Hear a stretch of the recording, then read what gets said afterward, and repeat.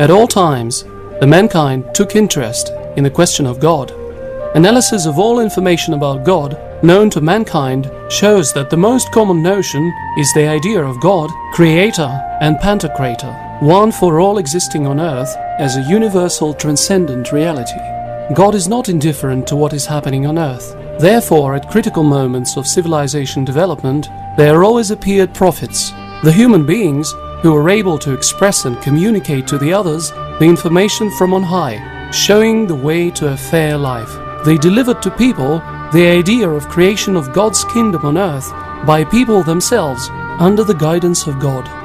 Since that time, the kingdom of God is preached, and every man presseth into it. We have revealed to you, O men, a book, in which is a message for you. Will ye not then understand? But implementation of this idea goes against the plans of a small group of parasites occupying the top of social pyramid. They do their best to prevent people from putting this idea into life by counteracting the consequences of the prophets' coming, by deliberate distortion of the information delivered by prophets, aiming at use of the information in their clannish interests. Эти добрые люди, Гимон, ничему не учились и все перепутали, что я говорил. Я вообще начинаю опасаться, что эта путаница будет продолжаться очень долгое время. И все из-за того, что он неверно записывает за мной. Ходит один с козлиным пергаментом и непрерывно пишет. Но я однажды заглянул в этот пергамент и ужаснулся. И решительно ничего из того, что там написано, я не говорил. Я его умолял: сожги ты, ради Бога, свой пергамент. А он выхватил у меня его из рук и убежал. Кто такой? Левий Матвей, он был сборщиком податей. Having announced themselves as the chosen ones, these parasites started to impose their purposes, hiding behind the name of God and establishing various religious corporations of mediators between God and a human being. Then woe to those who write the book with their own hands and then say, "This is from Allah," to traffic with it for miserable price. Woe to them for what their hands do write and for the gain they make thereby. The uprising of religious corporations and cults became possible since God had given people the freedom of choice of their own way of living, and since God does not make a slave of a man, but gives him the possibility to find and correct mistakes himself, speaking to a human being the language of his living circumstances. And each human being can communicate with God directly, without any mediators. For this a man should ask himself: does God exist? Does he make mistakes despite his omnipotence? Do I trust him in my life? If a man is attentive to the events taking place in his life, then he can see if he is getting closer to God by his deeds, or if he is moving away from him. Allah does not change a people's lot unless they change what is in their hearts. The kingdom of God cometh not with observation, neither shall they say, "Lo here," or "Lo there," for behold, the kingdom of God is within you. Now these parasites, under whose external control the Western civilization was built, based on the algorithm described in the Bible, are faced with one big problem, represented mainly by Quranic Islam. The problem is that the Quran denies the concept of Jews as the people chosen by God, and names the usury of any kind as a deadly sin. But particularly these two main concepts, which among other things underlie the Bible project of enslaving all in the name of God, are being put into life surreptitiously and inviolately, though they are not directly declared, mentioned in writing, or discussed anywhere. And despite the fact that those who consider themselves Muslims do not realize this, the wheeler-dealers of the Bible project understand that the Quran is a potential menace for them. This arouses a desire to leave the Quran in the historical past. One of the ways to resolve the problem of Islam for the Western wheeler-dealers is the multi-optional policy. Step 1. The creation of caliphate that should include almost all the nations that will perceive Islam in its historically set form as traditional religion. Step 2. The beginning by the caliphate of the world war in order to uproot the godless Western liberalism and faithless creed. the imposition of Islam as the global religion for the whole humankind. The next step will depend on the war outcome. In case the Western countries win, Quran will follow the fate of Mein Kampf, and the traditional Islamic countries will undergo the process of de-Islamization, similar to the way both German states went through the process of denazification after the end of the Second World War in the 20th century. In case Caliphate wins, the Islamic ritualism will become a standard for all the people of the appeared global caliphate. The crowd without Arabic knowledge won't be able to read Quran themselves and will be controlled by mullahs. Apparently, now all of the Muslim countries hope that such way of government can be implemented. Even in the countries where the majority of population is represented by native speakers of Arabic, Muslims idolize their prayer mat, not capable of correlating their lives with Quran, bringing their lifestyle and ideals far from Quranic testaments that exclude any tyranny of people over people. Mullahs represent professional corporation of ideologists that will interpret life with reference to Quran, taking into consideration the interests of their backstage owners, the same way as done with Taliban in Afghanistan and the Muslim priesthood in all the countries.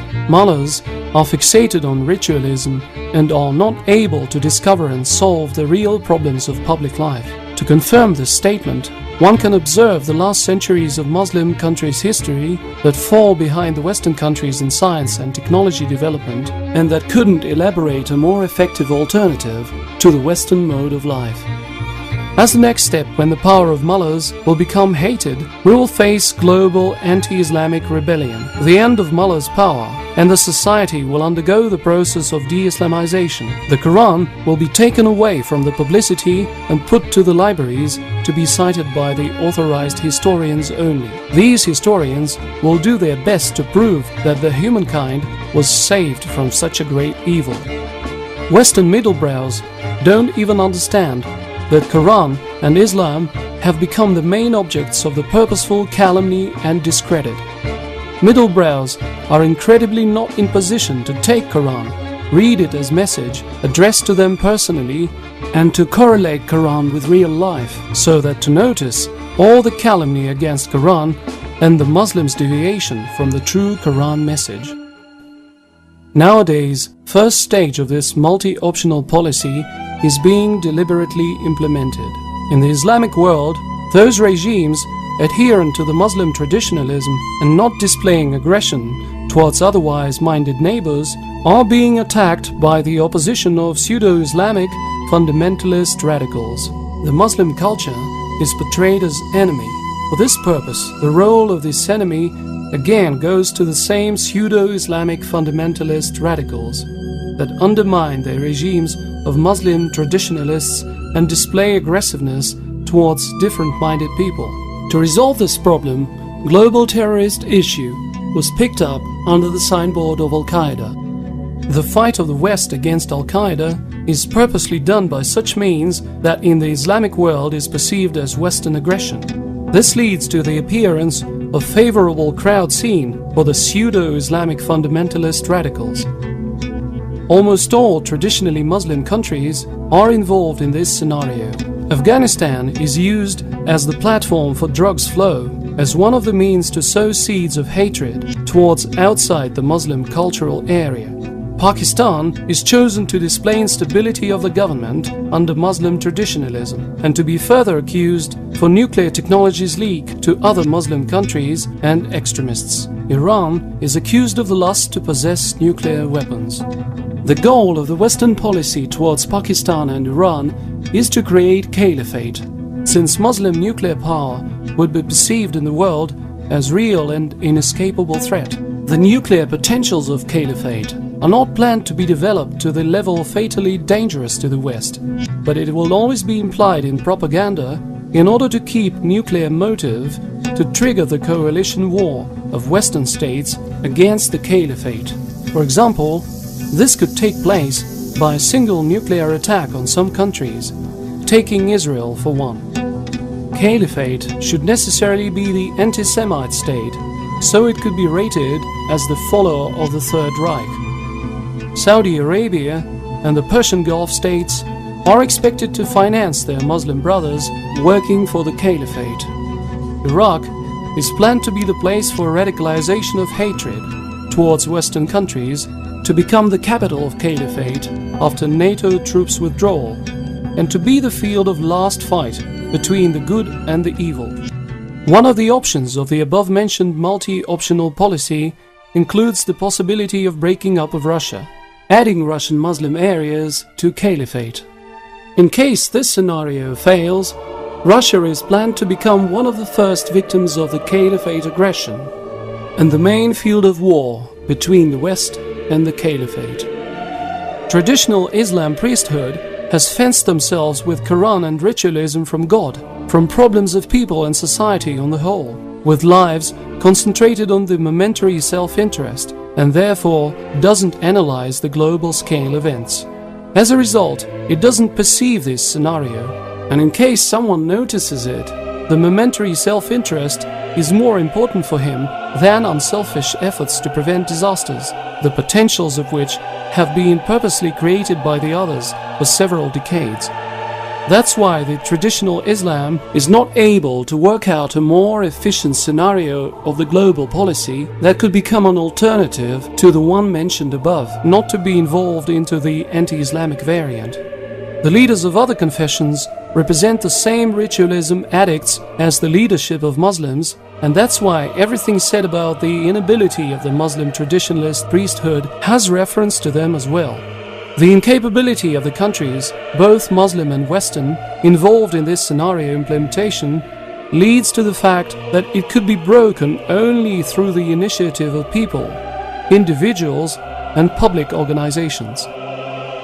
The multi-optional policy aimed at breeding civilizations' conflict does not have the right party. It is impossible to avoid the conflict, thinking that we can all live in peace based on our traditional beliefs, not interfering into the cultures of each other, for two reasons. Reason 1. Norms of social organization and ethics, appropriate for the traditional cultures, don't coincide in all aspects, and in some points are objectively controversial. Reason 2. There are transnational political networks in the world that reach their goals by creation of managed conflicts on the basis of artificial actualization of different contradictions, objectively appropriate for traditional cultures. The committed basis to prevent the above-mentioned multi-optional policy could be the acceptance of the fact that the sociological core of all revelations that were the source for the so-called Abrahamian religions is the idea that people themselves should create and live in prosperity on the earth of God, under God's guidance. In this world, no one will be slave to another, and all the people will live in freedom, developing their individual potentials on the basis of dialogue with God while living. Dear colleagues, pure thoughts and the will of the righteous are keys to the gates of a pure life full of hope, liveliness and beauty. This is the promise of God that the earth will be inherited by the pure and the righteous, and the people free from selfishness will take up the management of the world. Then there will be no trace of sorrow, discrimination, poverty, insecurity, and aggression. The time for true happiness and for the blossoming of the true nature of humankind, the way God has intended, will arrive. The idea of creation of the kingdom of God on earth, through the efforts of people themselves, under the God's guidance, is the single idea, the distribution of which in different cultural societies can ruin the potential of the above scenario of multi-optional policy that leads to the conflict aimed at leaving Qur'an in the historical legacy of the humankind. Let there arise out of you a band of people inviting to all that is good, enjoining what is right and forbidding what is wrong. They are the ones to attain felicity.